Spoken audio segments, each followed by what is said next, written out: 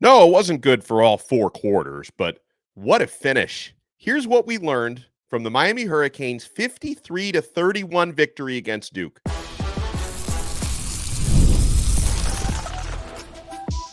You are Locked On Canes, your daily podcast on the Miami Hurricanes, part of the Locked On Podcast Network, your team every day.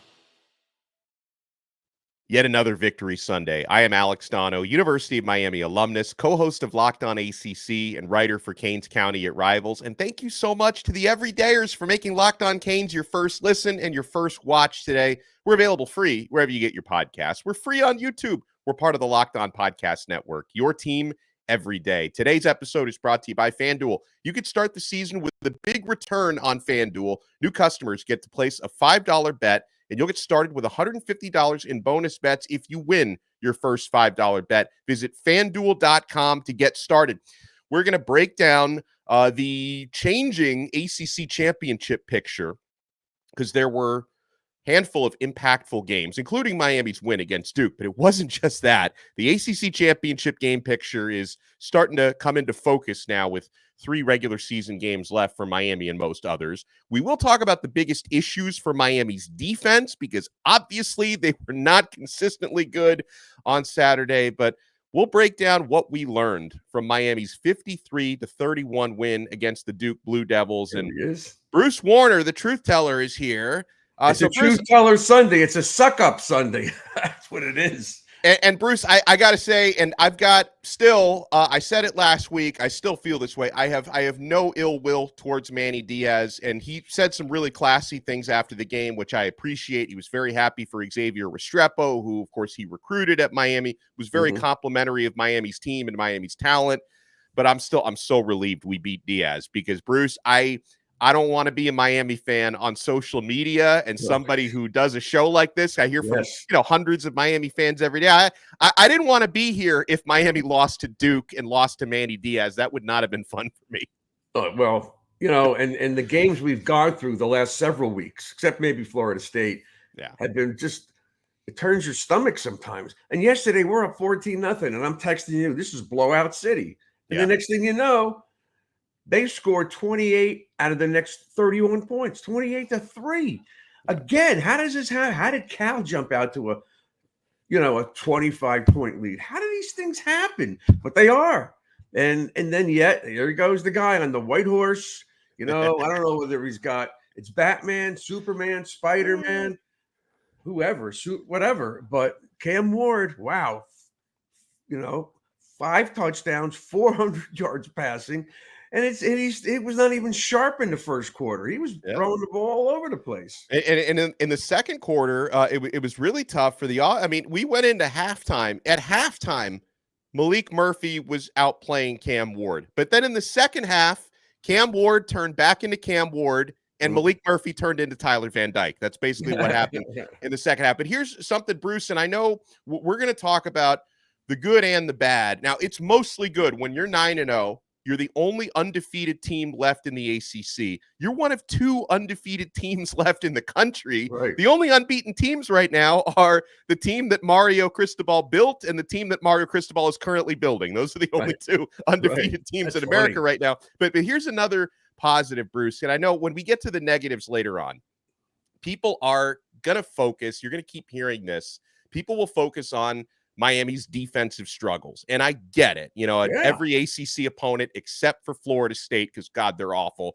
Miami has given up, 30 plus points in all these games. But Bruce, I had an epiphany last night, and I'm glad Miami played a noon game yesterday. Miami's playing another noon game next week against Georgia Tech because you get to watch a lot of other games after that noon game. And when I'm watching Clemson, who lost to Louisville at home last night, I had an epiphany that made me feel better about our Hurricanes because Clemson and they've been the talk of the ACC. Like people like Joel Klatt have been telling you, Miami's suspect. Clemson clearly the best team in the conference. When Clemson faces Miami in the title game, if Miami doesn't get upset first, if Clemson they're going to steamroll them. And then I'm watching Clemson when they fall down double digits at home against Louisville last night. They had no answers. Their offense looked slow. Their offense looked plodding. They've got this alleged genius offensive coordinator, Garrett Riley, had no answers for a double-digit deficit. Like, it made me appreciate that not only Miami's offense, because even the defense, as bad as they are at times, at least Miami's defense is opportunistic. They're not good, but they're opportunistic. Every time Miami's been down double digits, they've had an answer every single time. And the Hurricanes make comebacks look so easy that you start to take them for granted. And I'm watching Clemson last night. I'm like, I'm not saying they're a bad team. I mean, Clemson's still a very good football team, but a bit of a front-running team, Bruce. That team is not built to play from behind. It made me appreciate how our Miami Hurricanes are, because every time we've been down double digits in games, whether it's Louisville, I'm not even sure if we were ever down double digits to Louisville, but, it was a back-and-forth shootout game, but down double digits to Cal, down double digits to Virginia Tech. We've had an answer every single freaking time. And these people, the ESPN guys predicting games, like 11:30, quarter to 12, Pitt's going down to SMU, and they're going to beat them. And they were destroyed. Yeah. Absolutely destroyed. So that's two mirages, Pitt and Clemson. Yeah. Meanwhile, we've been in a lot of tough games, but we know how to win those close games. And I think SMU is probably the other good team. Looks like, if everything stays the same, we'll play them. And that scares me because their offense is real good, really good. So, it's going to be like a pinball game. I just think that we might for that game, we might need to borrow the Miami Heat scoreboard, because I don't think football scoreboards have triple digits on them. We might need I don't know. I'll have to look at that, but it's going to be a wild game if we play them. Yeah, and they have a bunch of our former players, so it'll make it more interesting. But I don't hate Rhett Lashley. I don't hate SMU. I actually root for them because a lot of our guys are playing there. Yeah. But not against Miami. So anyway, I have two quick thoughts. One, it's not going to happen, but I'd love to see Xavier Restrepo in the Ring of Honor before he leaves, like at the Wake Forest game. Make an announcement, and there's his name. They're going to put him in there because he deserves it. He deserves to have the fans stand up and clap for him for what he's done. I mean, who would have imagined this? I kept on thinking when they were recruiting him, they'll find somebody else and they'll just dump him out of his scholarship. But I'm glad they did. And this kid is the epitome of toughness. And the other thing, I have a little note here that I was scrounging around on War Chant, and I saw that Chief Osceola has entered the transfer portal in Florida State. So that's what those guys are talking about. And a lot of them are talking about you got to fire the coach. You got to fire Norvell. I mean, I don't care. They don't care what the buyout is. And as I mentioned to you, because we could talk about this, it's not just the Canes. Sure. But who the hell would want to take a job there? Let's assume they get rid of everybody but him. Right. And he has to go get a new staff. Who in their right mind? I mean, he's sitting on a keg of dynamite. He's hovering over a volcano hanging from a helicopter rope. It's like, are you kidding me? And I watched Brian yesterday in his post-game show, and his first words were, "It's time to fire Norvell." So it's a question of look at the mess he's already created, or you get rid of him and start from scratch, knowing that Florida, where's all this money coming from? Yeah, it's the thing is, like, isn't it? I don't know exactly what his buyout is, like, got to be north of 70 million, right? Like, it's I don't know. I heard 28 million. I heard that's 60 million. Oh, I don't know. Well, whatever it is, you're talking in the tens of millions for the buyout. You're also you're paying your dopey lawyers who are suing the ACC and getting sued by the ACC. You're paying these lawyers millions of dollars. You're currently you're doing some reconstruction on the stadium, which is not $10.50. They're not using Scotch tape. I mean, that stuff's got to be expensive. Yeah, it's got to be millions and millions and millions of dollars. Yeah. So, and then what about your NIL? And look, and their NIL this year really crapped out for them. They didn't do anything. Yeah. What a mess. So he's not the genius that everybody thought he was. After last year, he had all the cards in his deck with all the guys that are in the NFL now. He had a great quarterback. And the minute that kid got hurt, now we have Florida State. Yeah. They struggled to beat the Gators. They got destroyed by Georgia, and they've won one game since. So what are they? 1-9, 1-10, one win in the last 11 games. Yeah. I mean, how do you keep a guy? And it's not like he went from like 10, 13. He's having a bad year because whatever. He was 3 out of his 5 seasons are sub 500. Not that I care. Maybe we should keep the guy. Yeah, we should. He or and maybe Billy they'll chip in to give him another raise. That's what I say. Oh man. Well, at least Mario Cristobal is 9-0. I want to talk a little bit more about the good and the bad from yesterday's game. Now, again, 53-31, Miami ends up coming out on top. And by the way, this offense, they're already doing historic things at Miami with what they've been scoring this year. And Bruce mentioned Xavier Restrepo. He's already etched his name into Miami's record books. And so did Cam Ward yesterday. Yep. Friends, we are only getting started on this brand new episode of Locked On Canes. You want to keep it locked.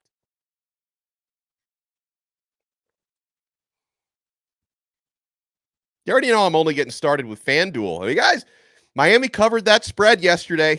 It was looking dicey. It was looking a little dicey, the minus 20.5, but Hurricanes got it done. They had an opportunity to put up 60 yesterday, but they had the red zone turnover in garbage time. So Miami nearly put up 60 points. They covered the 3 touchdown spread yesterday. So you made some money. And guys, get ready to tackle all the NFL action as well with FanDuel, America's #1 sportsbook, because right now, new customers can bet $5 and get $150 in bonus bets if you win. The FanDuel Sportsbook app gives you everything you need to place live bets on the NFL all in one place. So when you get a hunch in the middle of the game, you can check out the latest stats, view live play-by-play, and so much more right on the same page where you place your bets. Just visit FanDuel.com to join today. You'll get started with $150 in bonus bets if you win your first $5 bet. That's FanDuel.com. Never waste a hunch and make every moment more with FanDuel, official sportsbook partner of the NFL. Thank you so much for making this Victory Sunday episode of Locked On Canes your first listen and your first watch today. We're free wherever you get your podcasts. We're free on YouTube. We're part of the Locked On Podcast Network, your team every day. I am Alex Dono alongside the truth teller, Bruce Warner. So, Bruce, how about this? Miami has scored over 50 points in 5 different games this year, which is not surprisingly top in program history. I mean, this offense is like writing the record books. And what I loved about yesterday's win over Duke was Miami had 3 records either tied or broken on a singular play. The 66-yard touchdown catch by Xavier Restrepo. On that one play, Restrepo passed Santana Moss to become Miami's all-time leader in receiving yards. He tied the all-time receptions record. He tied the all-time receiving touchdowns record, and Cam Ward tied the all-time touchdown passing single-season record at Miami, which was set by Steve Walsh at 29 touchdown passes. Ward is now at 29 touchdown passes with 3 games plus postseason left to play. He's going to shatter that by the time he's done here. He could get 40 easily. Yeah. If he has he has one or two 4 or 5 touchdown games, and it's going to make it even. But I predicted the other day that we were going to win 42-20. What's the points difference on that? 22. What was the point difference yesterday? 22. And I said they were going to beat the spread. Mostly everybody, even those ESPN turds yesterday before the game started, they picked Miami to win, but most of them kept on saying within the spread.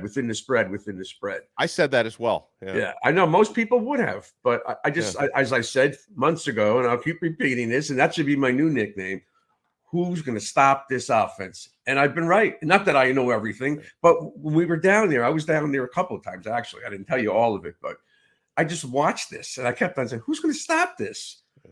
You know, if Arroyo wasn't hurt, if we didn't get, Cam Ward, it's a different story. But when I saw all these pieces, and you and I discussed it for months, let's take the tight ends. Gee, they're pretty damn good. Look at the running backs. They're stacked. Look at the receivers. They're stacked. Look at Cam Ward. Who's going to stop this? I mean, it's just common sense. Doesn't make me a genius, but nobody. How do you stop it? Yeah, and the attack was balanced again yesterday. Like Miami's running game was still effective since the passing game was so good. They didn't have to run as much as they did last week, but you still had 126 team yards, and you had Damian Martinez at 6 yards per carry, 11 carries for 66 yards, had some big runs. Mark Fletcher, Bruce, 12 carries for 65 yards and a touchdown. You talk about someone who's playing with motivation. This is his second game since losing his father. And I'm always so moved. When I hear Fletcher speak after games, and every time and before games, even because he spoke, before the Duke game, after the Duke game, and it just hits me so hard. He's Mark Fletcher Jr. His Right. father just passed away, and he keeps saying, "I'm so proud to carry his name," is what he keeps saying. And when he got into the end zone yesterday, he and his teammates, they pointed up to the sky because he knows his dad was watching him score. Yeah, I know that, and I think that I believe it's going to hit him after this season. That's just me from my own experience in losing my son. I'm still working, I'm still practicing law, and I'm doing this, and I can't. All right, well, I'll just put this in the closet and I'll close the door. It hits you in a variety of ways. I used to, when I was talking to other attorneys, I'd curse them out, or I'd be, in the grocery line, and I'd be screaming, "Come on, I'm not going to live forever." And I was just, I went through all the phases: the grief, the guilt, the anger, whatever. Yeah. So I think this is helping him. But he may crash after the season. There's going to have to be some counseling or something for him, because him and his father were like this. They were so close. They were very close. Yeah. And I saw Restrepo's mom in the stands crying after he broke their records. Yeah. So I'm happy for him. That kid is just incredible. Deserves to be in the Ring of Honor as soon as possible. Do you know who else has been really good in recent weeks? Sam Brown. Yes. He got 2 receptions yesterday, but Bruce, they were both very impactful catches. And when Sam Brown gets the football in space, the first tackler, sometimes the first 3 are going to miss every time. He is so shifty, and he can. There was that one screen that he caught that should have been like a 3-yard gain. He turned it into like a 25-yard gain. But he actually went backwards a little bit. Yeah, he went backwards. Right? Yeah, I'm thinking, what are you doing? Wow. Yeah. But that's the offense that we have. And again, you and I have seen the other kids. I've seen that, Carl. We saw Shamar Kirk. Yeah. He didn't drop a ball. No. So I'm not that worried. I mean, I'm worried about, who the quarterback's going to be next year. I'm guessing it's going to be Emory Williams, but everybody keeps saying, on my other shows, they're going to the portal. They're going to get another guy like Ward or as close as possible. I don't know.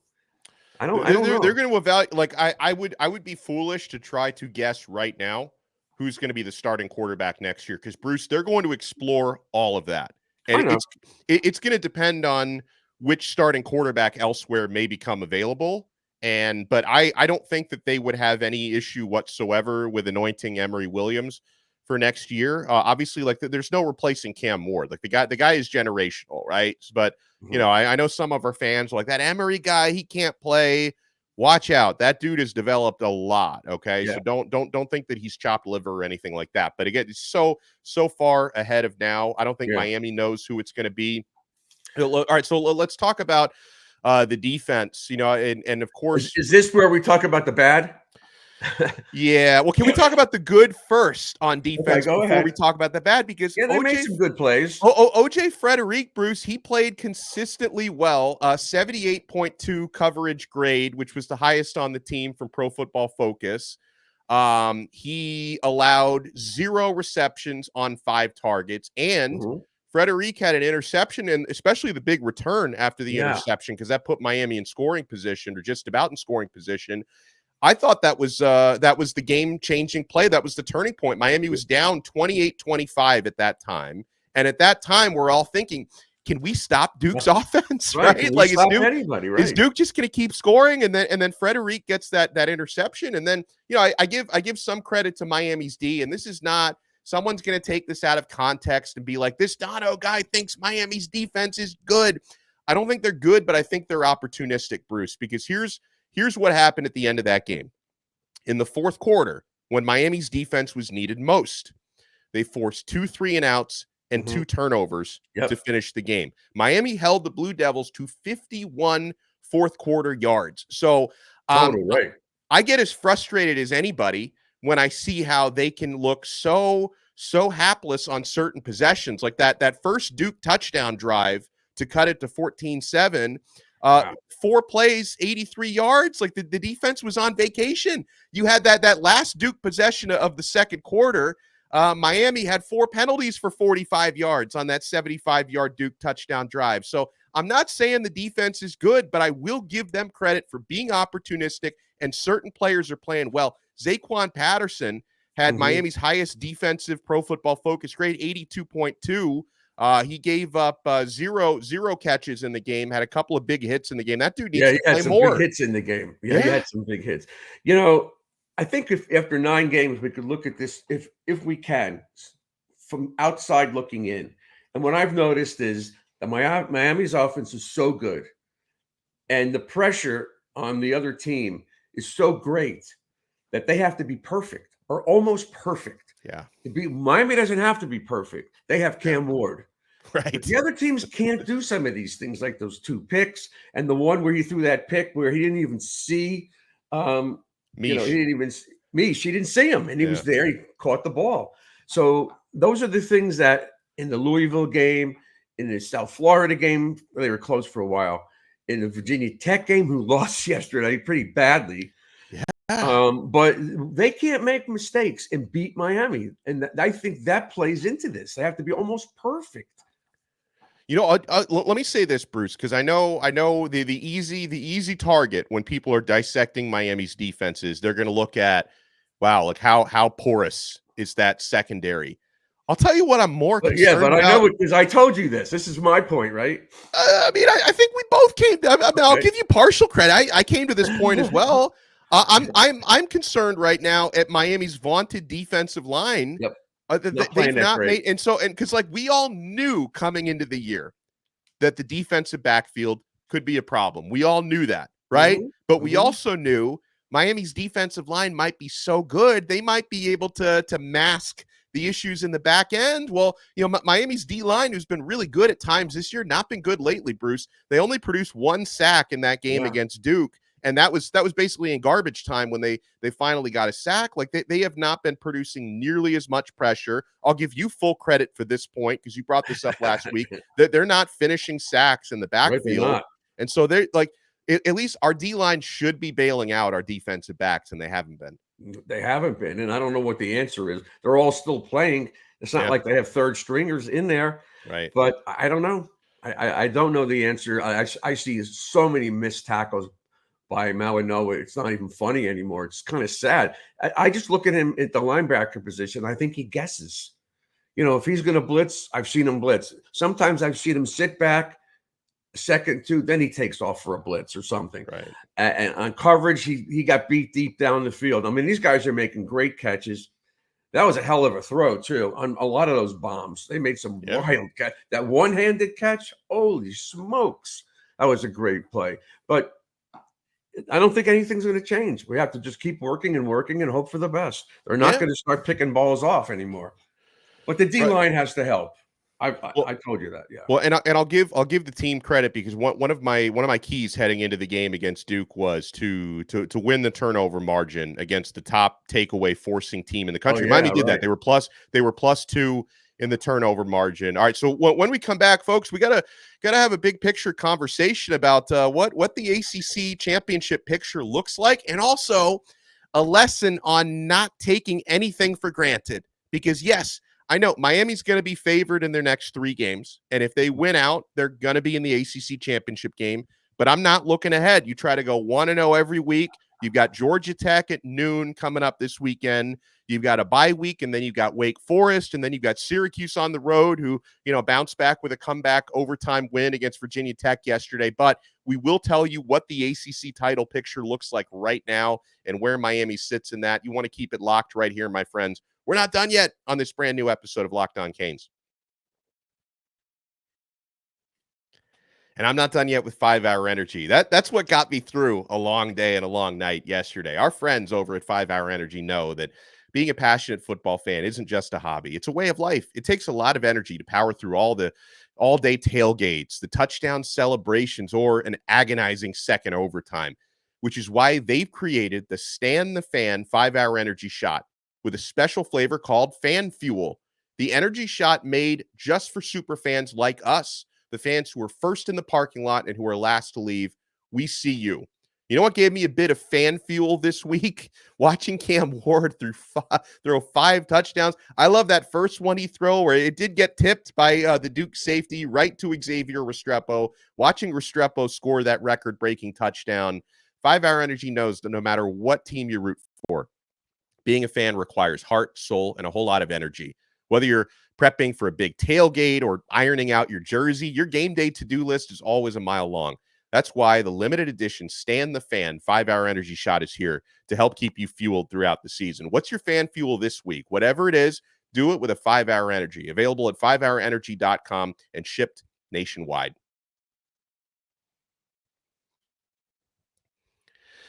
So, Bruce, heading into last night, because you had the other, obviously, Miami staying unbeaten keeps them on track for an ACC championship game. Hurricanes control their own destiny. The reason why they now control their own destiny is the three-way tiebreaker scenario. It goes out the window, because we have been talking about, hey, what if Miami and Clemson and SMU all finish with unblemished ACC records?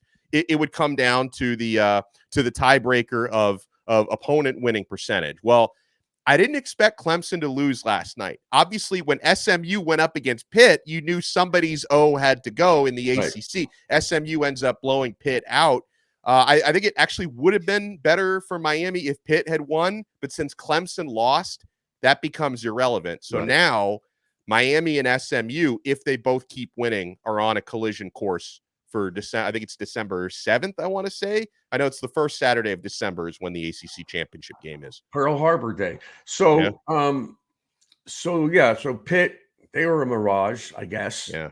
And Clemson. So now Louisville beats Clemson and we beat Louisville. So maybe Clemson's not so great. You're right. Yeah. Or maybe Miami's really good and they don't give us enough credit, right? Look, everybody wants to keep beating us down, but we're there. Yeah. And that's something that, I always talk about back in the day. Miami's had that chip on their shoulder. Yeah. They were undefeated. They had a chip on their shoulder. There was just something about it. Now I think Mario's bringing that mantra to the team, and it's us against the world. And 1-0 every week, and 1-0, and all these guys keep repeating it. It's important. And I thought they came out a little flat yesterday, even though it was 14-0. They didn't look. I don't know. They didn't look right. And Ward was throwing it down and high over people's heads. But they fixed it. Bruce, I think they got complacent when they went up 14-0, because at the time when they were up 14-0, not only was the offense having their way with Duke at that time, the defense, of course, the famous last words, because they suffered after that. But the defense at that time had forced a 3-and-out and an interception. So both sides of the football were rolling. Miami's up 14-0 early. I feel like the players kind of kicked their feet up and thought we could just coast the rest of the way. And as Mario Cristobal always says, football is unforgiving. And Duke, I give Duke credit because they certainly didn't give up and hang their heads when they were down 14-0. No, they played hard. And I really thought this one's not gonna end well. It just didn't seem like they were that jacked up for it and making not such great plays. And of course, Ward threw another one of those across the field that got picked off. Yeah. I mean, how many more times could he get yelled at? I know he got yelled at for the last play when he got sacked. Yeah. And Dawson called a run and he checked down to him throwing. He wanted to throw his 6th touchdown. You could see the two of them. Because what did I call? What did I call? Don't do that again. I called a run for a reason. Plus the clock. But he wanted his accolades. And so that little part right there. See, I kind of disagree. I don't think he wanted his accolades. I just think he wanted another touchdown. I don't think. Yeah. It's no different. It was about him, is what I meant. Okay, fair enough. And he's not that type of guy. But although in that moment he wanted another touchdown, I don't blame him. But still, he needs to. I said last week that he was going to bring a better game this time because he was not happy after last week. He just wasn't. No, he was biting all week in the interviews. Now we have Georgia Tech on the road, and we owe them. Yeah. Man, do we owe them. And Mario owes them, too, because he's been the laughing stock since that game. Yeah. And it wasn't just he didn't take a knee. The other team played pretty well. They did. And they designed a defense that teams are using against us now, which didn't work yesterday. Yeah, Georgia Tech, they had a bye week. I'm not sure what the status of Haynes King is. Their starting quarterback. Obviously, I'm sure the bye week is going to do him good in his recovery. It's Miami should win the game either way. But if King does play, he played well against Miami last year. If he does play, it's going to be right. difficult. He could extend plays. He runs out. He gets out of the pocket. He could run. Which if we're not sacking him, which is I've been talking about it, he could cause problems. But I just think we owe them too much. I think maybe there'd be some hangover over yesterday, but come tomorrow morning, I wouldn't want to be down there because he's not happy still. And nobody should be happy. They didn't do anything yet. They're 9-0. Yeah. Okay. Yeah. And it's still in front of them. Every week there's a carrot. So this carrot is we lost to them last year. I was embarrassed on national TV. Let's go out there and beat their brains in. I can't say kick their U-N anymore. I'm not allowed to say that word. But I could say, whatever. And I think that's what's going to happen. It's a noon game. We're going to go up there, take care of business, and come home. Then we have a bye week.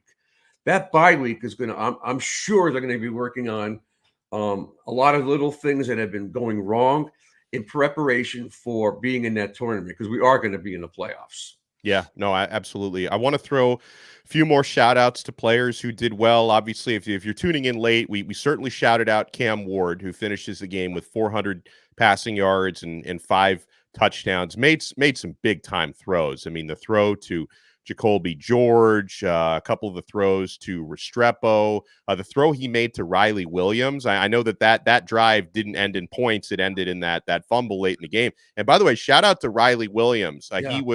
He was the hot per Pro Football Focus. Miami's tight end Riley Williams was the highest graded player on the entire team. He had an 88 grade for number 88. Also, throw shout outs to all the tight ends. Cam McCormick catches a touchdown in the game. Elijah Arroyo had a big catch. I think it was on a 3rd down to extend a drive. And Elijah Lofton scored a rushing touchdown. That was close, but he was in. Yeah, he was in. He was in. Sure. So we talked about this before the show. What do you think is the best game and the worst game we played all year? I think we both agree the Gator game because we were pretty complete, except for that 71-yard touchdown where we didn't see what we had. Yeah, the most complete game I think was that one because I don't count the Ball State game, which they won. You can't. It's not a big. So the Gator game I think was our best overall performance.